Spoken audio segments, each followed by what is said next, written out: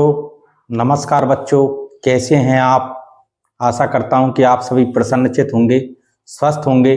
मैं Brajmohan Goswami Siddheshwar classes YouTube channel पर आप सभी का स्वागत करता हूं, अभिनंदन करता हूं। प्यारे बच्चों, पिछले वीडियो में अपन विकारी शब्द में इन तीन के बारे में पहले से ही पढ़ चुके थे, संज्ञा, सर्वनाम, विशेषण।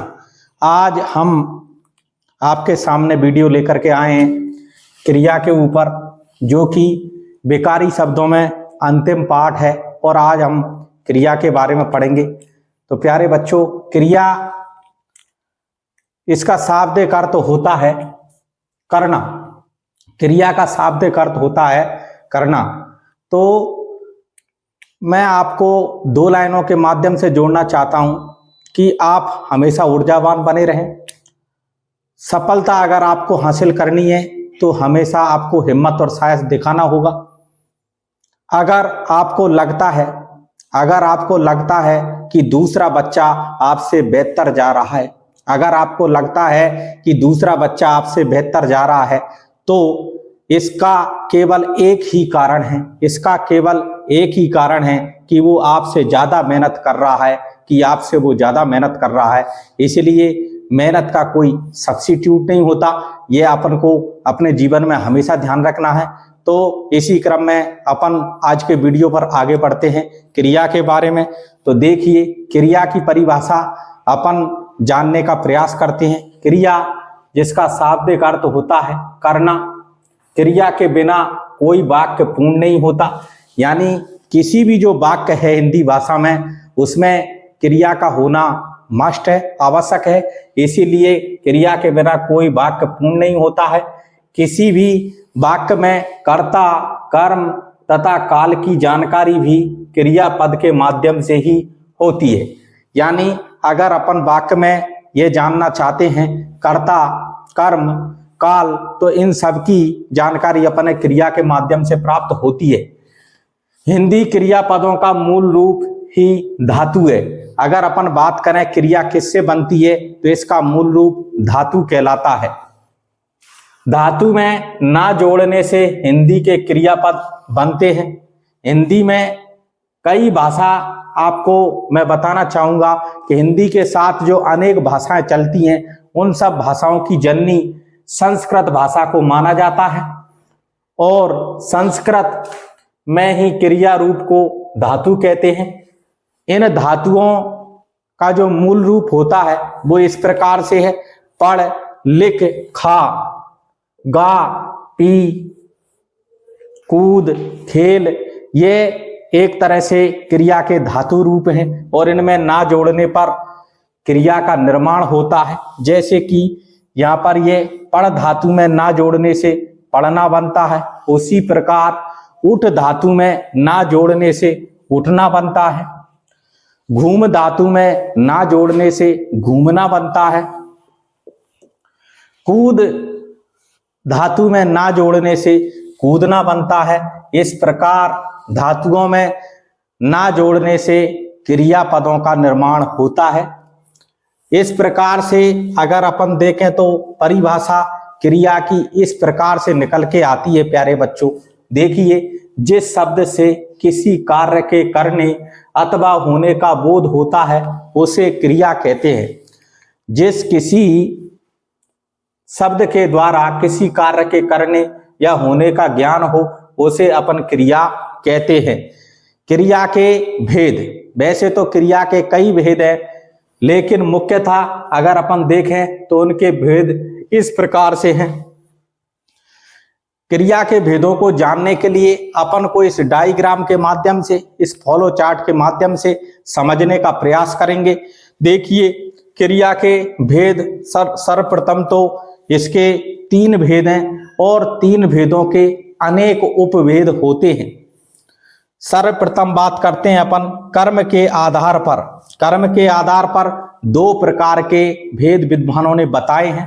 यहाँ पर सर्वप्रथम है अक्रमक क्रिया कर्म के आधार पर, और दूसरा भेद है सक्रमक क्रिया। सक्रमक क्रिया के बच्चों 2 भेद हैं, एक कर्मक क्रिया और द्विकर्मक क्रिया। ठीक है, आपको इसको समझना है कि एक कर्मक क्रिया और द्विकर्मक क्रिया सक्र्मक क्रिया के उपभेदों में आता है। इसी प्रकार अगले भेद के बारे में अगर अपन बात करें तो वो है संरचना के आधार पर।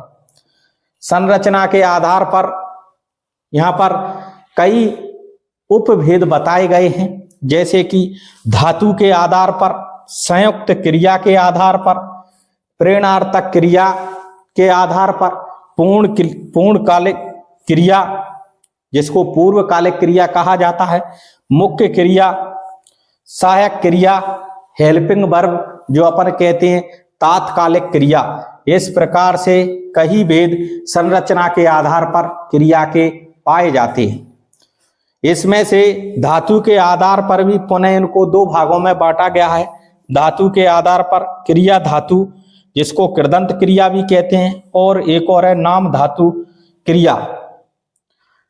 अर्थ के आधार पर अगर बात करें तो क्रिया के दो उपभेद बताए गए हैं। अर्थ की पूर्णता के आधार पर दो उपभेद इस प्रकार हैं, पूर्ण क्रिया, अपूर्ण क्रिया। अपन देखते हैं इस डायग्राम के माध्यम से सर्वप्रथम तो तीन भेद बताए गए हैं। तीन भेदों को अनेक उपभेदों में बांटा गया है। अधिकतर प्रश्न जो उठ करके आते हैं वो कर्म के आधार पर वाली क्रिया से उठ के आते हैं। तो बच्चों अपन देखते हैं कर्म के आधार पर भेद।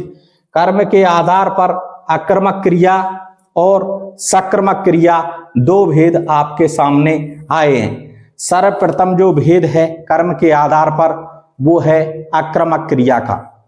अक्रमक क्रिया में अपन देखते हैं जिस वाक्य में क्रिया का फल कर्म पर न पड़ करके केवल कर्ता पर पड़ता है, यानी कि इस क्रिया में जो फल है कर्ता पर न पड़ करके कर्म पर न पड़ करके कर्ता पर पड़ता है।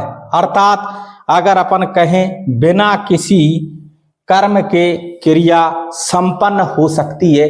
इसमें क्रिया की जो आक्रमक क्रिया है इसमें अपन बात करें तो कर्म की कोई आवश्यकता नहीं होती है, बिना कर्म के ये क्रिया संपन्न हो सकती है, इसीलिए इसे आक्रमक क्रिया कहा जाता है।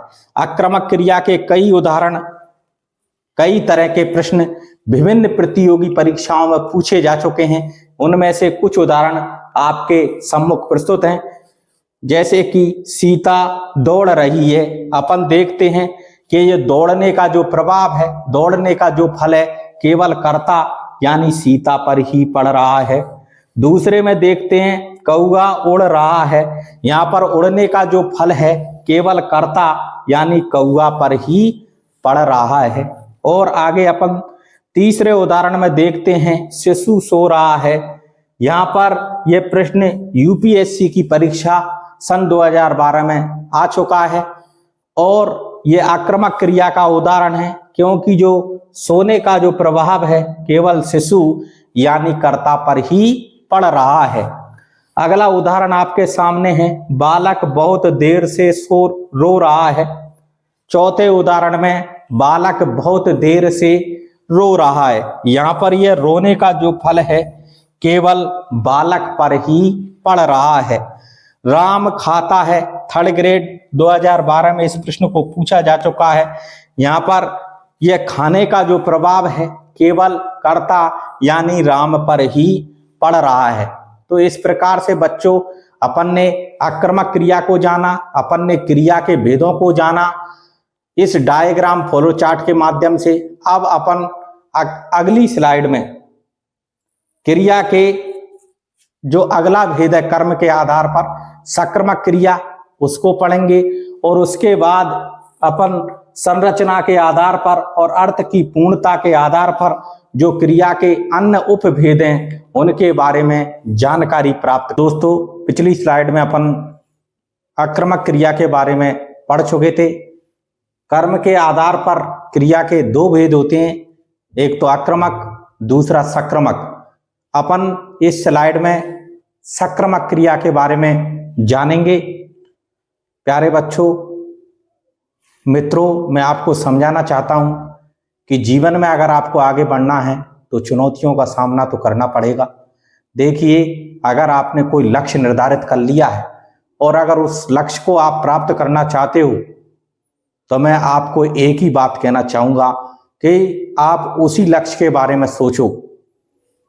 दिन में, रात में, सपने में अगर आप उस लक्ष्य के बारे में बार बार सोचते रहोगे और उसी के आधार पर अपने छोटे छोटे उद्देश्य, छोटे छोटे लक्ष्य बनाते रहोगे तो मैं आपको विश्वास दिलाता हूं कि आप जरूर सफलता अर्जित करोगे। इसी के साथ अपन अपना अध्ययन शुरू करते हैं सक्रमक क्रिया के बारे में। तो देखिए, सक्रमक क्रिया, इसका शब्दों के माध्यम से ही अपना पता लग रहा है। सक्रमक यानी से प्लस कर्मक, यानी इसमें कर्म का होना आवश्यक है। इसका अगर अपन देखें तो भावार्थ इस प्रकार है, जिस क्रिया का फल कर्ता को छोड़कर कर्म पर पड़े वह सक्रमक क्रिया कहलाती है। यानी कि इसमें तीनों चीजों का होना आवश्यक है, कर्ता, कर्म, क्रिया, यानी कि सब्जेक्ट, ऑब्जेक्ट, वर्ब, इन तीनों का होना आवश्यक है। और अपन देखते हैं कि इसमें क्रिया जो होती है कर्म के बिना संपन्न नहीं हो सकती है। जैसे कि उदाहरण अपने सामने लिखे हुए हैं, विभिन्न उदाहरणों के माध्यम से अपन समझेंगे। ऐसे कई उदाहरण विभिन्न प्रतियोगी परीक्षाओं में पूछे जाते हैं। अपन देखते हैं जैसे कि ज्ञान पत्र लिख रहा है, यहाँ पर ये प्रथम उदाहरण आपके सामने है सक्रमक क्रिया का। यहाँ अपन देखते हैं कि ये जो लिखना है इसका प्रभाव ज्ञान की अपेक्षा पत्र यानी कर्म पर ज्यादा पड़ रहा है। बच्चे ने आम खाए, दूसरे नंबर के उदाहरण में देखते हैं खाने का प्रभाव आम पर ज्यादा पड़ रहा है, कर्ता बच्चे की अपेक्षा। तीसरा उदाहरण है शिक्षक प्रश्न करते हैं, यहाँ पर करना क्रिया है और इसका जो प्रभाव है करने का वो प्रश्न पर ज्यादा पड़ रहा है, इसलिए इसमें कर्म प्रधान होता है। इन सभी वाक्यों में लिखना, खाना, करना क्रियाओं का प्रभाव क्रमशः कर्म शब्दों यानी कि पत्र, प्रथम में ये पत्र कर्म है, दूसरे में आम ये कर्म है, तीसरे में प्रश्न ये कर्म है। इन पर स्पष्ट रूप से पड़ रहा है, इसलिए ये सब सक्रमक क्रिया के अंतर्गत आते हैं। तो इसीलिए अपन कहते हैं कि अगर अपन को सफलता प्राप्त करनी है तो कर्म प्रधान होना चाहिए। अगला अपन देखते हैं, अगर इनकी पहचान आपसे पूछा जाए कि आप किस प्रकार से सक्रमक क्रिया और आक्रमक क्रिया की पहचान करेंगे, तो बच्चों इसके लिए अपन विशेष बात को देखते हैं। सक्रमक क्रिया की पहचान के लिए क्रिया से पूर्व या पहले क्या, किसको आदि प्रश्नवाचक शब्दों को लगाकर प्रश्न पूछा जाना चाहिए और उसका कोई ना कोई उत्तर अवश्य आता है। अगर इसका कोई ना कोई अवश्य आ रहा है तो समझ लीजिए वो उत्तर ही कर्म है और वो क्रिया सक्रमक होती है। जैसे कि यहाँ पर राम क्या लिखता है तो इसका उत्तर अपन को स्पष्ट मिल रहा है पत्र। अपन इसमें देख सकते हैं कि जैसे ही अपन ने प्रश्न किया राम क्या लिखता है तो हमारे सामने उत्तर निकल के आया पत्र, तो पत्र उसका कर्म है। दूसरे में प्रश्न अपन ने किया बच्चे ने क्या खाए, तो इसका उत्तर हमारे सामने निकल के आता है आम, तो आम उसमें कर्म है। तीसरे उदाहरण में शिक्षक क्या करते हैं, इसका उत्तर हमारे सामने निकल के आया है प्रश्न, तो ये प्रश्न ही इसमें कर्म है। इस प्रकार से सक्रमक क्रिया की अपन पहचान आसानी से कर सकते हैं। आक्रमक क्रियाओं के पहले क्या प्रश्न पूछने पर कोई उत्तर नहीं आएगा, क्योंकि इनमें कर्म होता ही नहीं है और इनका जो प्रभाव है, इसकी जो क्रिया का जो प्रभाव है वो केवल कर्ता पर ही पड़ता है। इसी प्रकार सक्रमक क्रिया के बारे में अगर अपन जाने तो इसके दो उपभेद भी बताए गए हैं। एक तो एक कर्मक क्रिया, दूसरा द्विकर्मक क्रिया। एक कर्मक क्रिया और द्विकर्मक क्रिया। एक कर्मक क्रिया उसको कहते हैं जहाँ क्रिया एक कर्म के साथ प्रयुक्त होती है उसे एक कर्मक क्रिया कहा जाता है। यानी एक कर्मक क्रिया में दो कर्मों की आवश्यकता नहीं पड़ती है। जैसे कि उदाहरण है, गीता गाना गाती है, मोहन किताब पढ़ता है। इनमें अपन केवल एक कर्म से ही उस वाक्य का पूर्ण निर्माण हो जाता है, दो कर्मों की आवश्यकता नहीं पड़ती है। इसलिए इनको एक कर्मक क्रिया उपभेद के अंतर्गत इन उदाहरणों को रखा गया है। द्विकर्मक क्रिया, द्विकर्मक क्रिया में जहां क्रिया के दो कर्म के बिना संभव नहीं हो सकती है उसे द्विकर्मक क्रिया कहा जाता है। अर्थात इसमें दो कर्मों का होना आवश्यक है, इसीलिए इसको द्विकर्मक क्रिया कहा जाता है। जैसे कि सुरेश ने रोहन को पुस्तक दी। दूसरा उदाहरण है, मैंने शिक्षक से प्रश्न किए। यहाँ पर अपन देखते हैं तो इन उदाहरणों में दो दो कर्म आए हैं। एक तो इसमें आया है रोहन और दूसरा पुस्तक। पहले उदाहरण में दो कर्म यहाँ पर आए हैं। दूसरे उदाहरण में अपन देखते हैं तो इसमें शिक्षक और प्रश्न ये दो कर्म यहाँ पर आए हैं। इनको विस्तार से अपन जानेंगे। जैसे कि पहले वाले वाक्य में दी क्रिया है, इस दी क्रिया के लिए पुस्तक तो चाहिए ही सही, लेकिन देने के लिए रोहन की भी उतनी ही आवश्यकता है। इसीलिए इसमें दो कर्म हैं और इन दो कर्मों के माध्यम से ही यह क्रिया संपन्न हो रही है, इसलिए इसमें द्विकर्मक क्रिया है। क्रिया की पूर्णता के आधार पर अगला अपन टॉपिक चल रहे हैं, क्रिया के भेदों के बारे में जान रहे हैं। पहले अपन ने कर्म के आधार पर भेदों को जाना। कर्म के आधार पर दो भेद हैं, अक्रमक और सक्रमक। अब अपन जानेंगे क्रिया की पूर्णता के आधार पर भेद। क्रिया की पूर्णता के आधार पर प्यारे बच्चों मित्रों दो भेद हैं। एक तो है पूर्ण क्रिया और दूसरा है अपूर्ण क्रिया। पूर्ण क्रिया किसे कहा जाता है? जिस क्रिया पद से क्रिया का अर्थ स्पष्ट हो जाए, पूरक के रूप में गैर क्रियापद संज्ञा विशेषण की आवश्यकता नहीं हो, उसे पूर्ण क्रिया कहते हैं। यानी इसमें संज्ञा विशेषण शब्दों की आवश्यकता नहीं पड़ेगी गैर क्रियापद के रूप में, तो यहाँ पर ये पूर्ण क्रिया कहलाता है। इसके उदाहरण है, जैसे बालक सोता है, बालक पढ़ता है। ये दोनों उदाहरण पूर्ण क्रिया के हैं। इसमें एक तरह से कर्म जो है संज्ञा और विशेषण के रूप में प्रयुक्त नहीं हुआ है।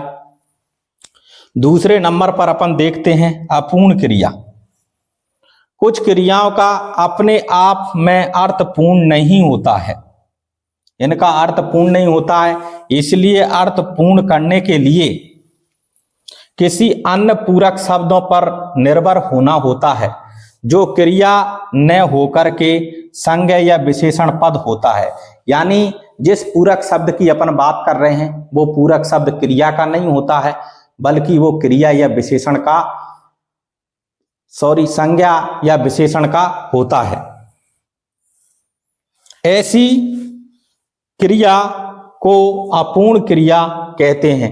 अर्थात क्रिया अपना अर्थ स्वयं न देकर संज्ञा विशेषण पद से ही दे पाती है। संज्ञा विशेषण की सहायता से ही वो अपना पूर्ण अर्थ दे पाती है।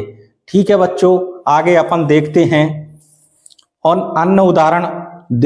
दिनेश रमेश को चालाक समझता है। यहाँ पर चालाक एक विशेषण है और इस चालाक के बिना क्रिया समझता है का अर्थ पूर्णतः स्पष्ट नहीं हो पा रहा है। इसलिए इस पूर्ण करने के लिए अपन को चालाक विशेषण की आवश्यकता पड़ी है और इसी के माध्यम से अपन इस वाक्य का पूर्ण अर्थ समझ पाते हैं। इसको अपन देखते हैं। देखिए, दिनेश रमेश को चालाक समझता है। चालाक एक विशेषण है और इस विशेषण के बिना जो क्रिया समझना है उसको अपन पूर्णता अर्थ को स्पष्ट नहीं कर पाते हैं। इसीलिए